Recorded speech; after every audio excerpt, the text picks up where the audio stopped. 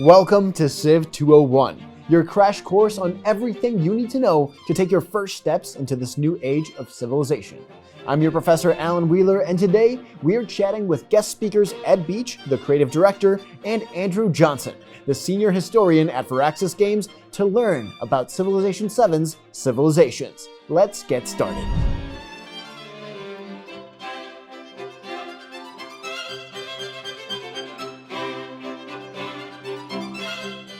Presented by Civilization VII.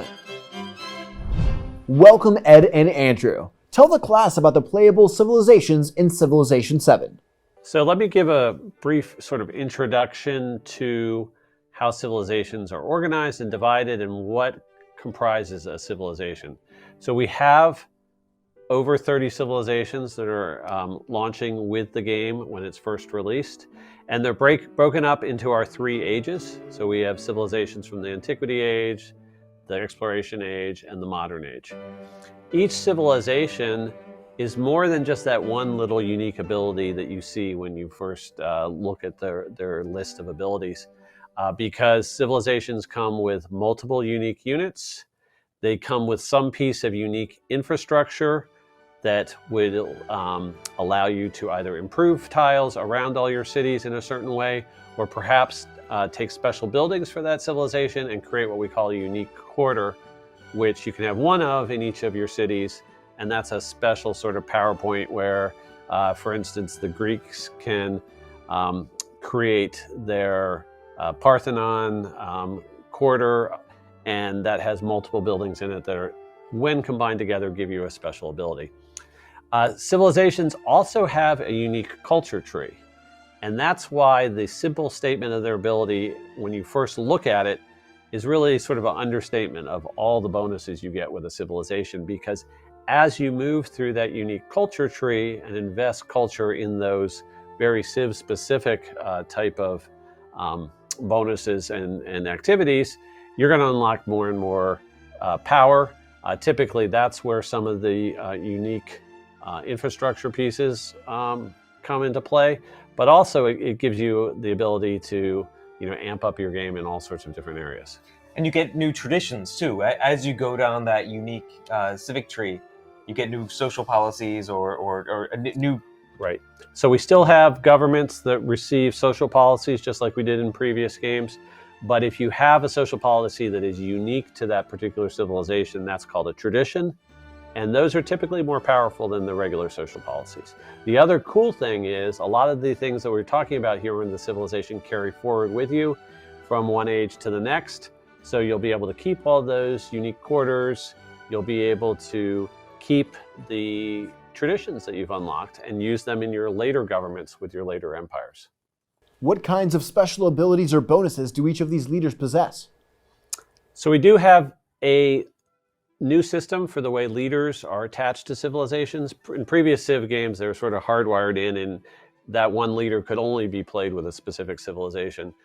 Those connections are looser. We dabbled with some of loose connections at the end of Civilization VI, where we had leaders who could be paired with multiple civilizations. But we have further loosened those connections now.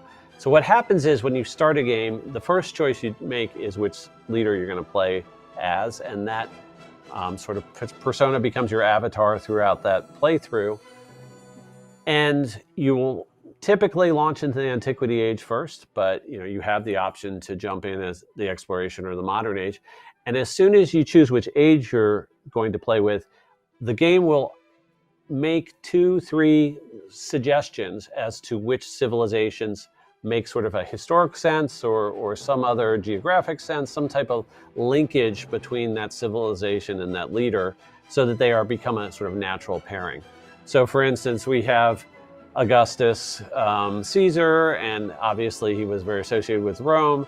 So the Roman Empire will be a choice, obviously, that is proposed to you. But there are other places where Rome either received influence from or became in charge of. And so I think there are Greek and Egyptian options that also make sense for you as civilizations that you might want to pair with Augustus. So if you want to if you're a history buff and you want to kind of get a really Roman-feeling Rome or a Roman-feeling Egypt, I suppose, you can do that. But I found a nice synergy between Augustus and the Khmer civilization too, in that the way that Khmer is structured is a very center-oriented. You want to make a very tall civilization. Turns out Augustus also is kind of really good for tall play. So if you like that kind of a game, thinking about possibilities and new combinations, that's there. If you like a real crunchy history game, that's also there. Right. So the theory crafting type of people can do exactly what you did. And pair Augustus with the Khmer, have an amazing capital city fed by a whole network of towns, which is our new lighter weight settlement that we have in the game, feeding in food and gold and so forth to your tremendously powerful capital city. Or, I mean, there are a lot of other very, very cool combinations. Once you get the full slate of close to 20 leaders, even more of that than that with the persona system we have, right. Start looking at them combined with the different civilization choices you have. There's so many pathways through this game. So Ashoka is a leader that we kind of revealed early, and we've had him back in Civ 4. And so Ashoka his story is that he engages upon this kind of bloody series of conquests in northern India in the 300s BC, and suddenly has this revelation that he's sickened by the violence that he does. He converts to Buddhism and then begins to spread this message of Buddhism all around. And that kind of makes him good for our persona system, because we can have him as the conqueror before and as the renunciant afterwards. So in his kind of Buddhist phase, he's really focused around the combination between food and happiness, in essence, sort of increasing the peace and prosperity and happiness of the people. And this synergizes really well with how Moria is designed, because Moria is this point in Indian history where you have a number of different philosophies and religions all coming together. You've got Jain, Buddhist, and Hindu communities coming together, and our architecture reflects that, and then Ashoka's abilities reflect that. So you have this synergy between food, population, and happiness in this upward spiral that I kind of like. Jose Rizal is a character that we would not have really thought about before. So Rizal is from the Philippines. He's a writer and a kind of revolutionary in the sense of writing for the revolution against Spain in the Philippines, and that costs him his life. But here he synergizes well with the narrative system here, in that as a producer of stories, he then gives you extra bonuses for engaging with our storytelling narrative system there too. And also he has special stories that are for him alone, and all leaders have some, but he's got more than most. And then I think the third leader I want to talk about is Harriet Tubman. So Harriet Tubman is sort of a choice that's near and dear to our heart here at Firaxis. We're based in a studio just north of Baltimore, Maryland. Harriet Tubman is one of the few sort of Maryland state heroes. She was born over on the eastern shore of Maryland, and she sort of worked during the Civil War on the Underground Railroad to free slaves that were under oppression and needed to get north. So we wanted to pick someone like that, sort of a local hero of our teams, put her in the game, and then give her bonuses to help people who are maybe suffering from stress or strife or whatever, and lead them into a better situation. Tell the class about some of the diplomatic options players have access to in Civilization VII. So let's talk a little bit about diplomacy within Civilization VII, because it's very different than what you've seen in any of our mainline Civ games before. Diplomacy is now powered by a new currency in our game called Influence. Influence initially just comes out of your palace, and you sort of earn a steady state of it every turn. But there are buildings, monuments you can put up, other types of wonders that are going to sort of build more and more of this influence currency as you go through the game. Every time you meet either a minor power, which we call independence in this game, or one of the other major powers led by one of the leaders, you're going to have choices of how you can interact with them. And we break those choices down into different categories. Pretty much it's endeavors that is our name for a positive sort of collaborative relationship with another leader. And then a sanction is one where you want to do something to either denounce that leader's work, or maybe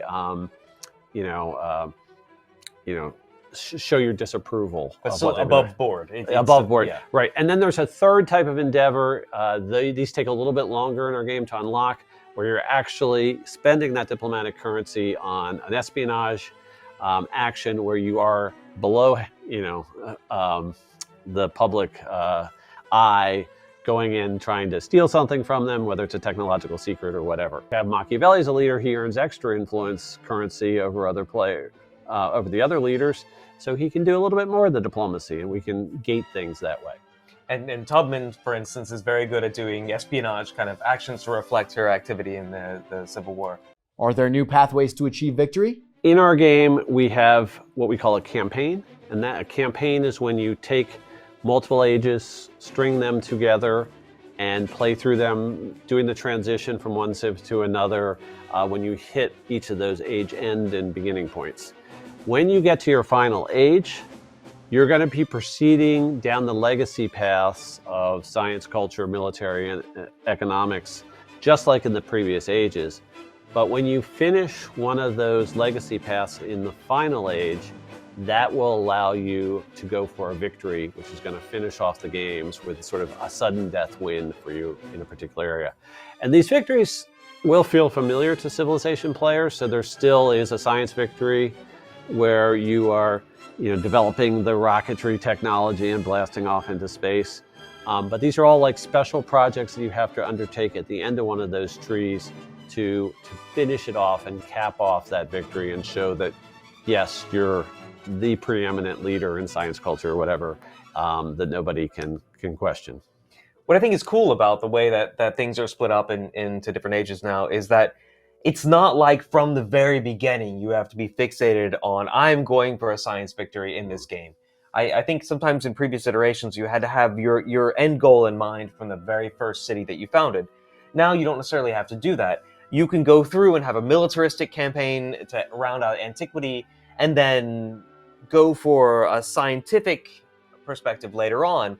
And yeah, you still have that militaristic legacy and attribute points and other things that can help you defend your universities as they rise. But it allows for you to be a little more free, I found, to explore, try out new things, and still come up to that final crescendo, the final... Yeah, it's probably in the first half of the modern age that you have to make a final commitment towards one of the victory paths. But even then, sometimes you're surprised. You're like, I was sure I had science, but Benjamin Franklin got ahead of me. And if I don't switch gears and collect artifacts and fill my museums and overwhelm him with culture, I wasn't going to make it. But I got that victory because I switched gears mid-age there in the modern age and was able to overcome. Ed and Andrew, thank you so much for joining us. Dive into a new age of civilization in Civilization VII. Available now on PlayStation 5, PlayStation 4, Xbox Series X and S, Xbox One, Nintendo Switch, PC, Mac, and Linux. And remember, for all things Civilization VII, keep it locked to IGN.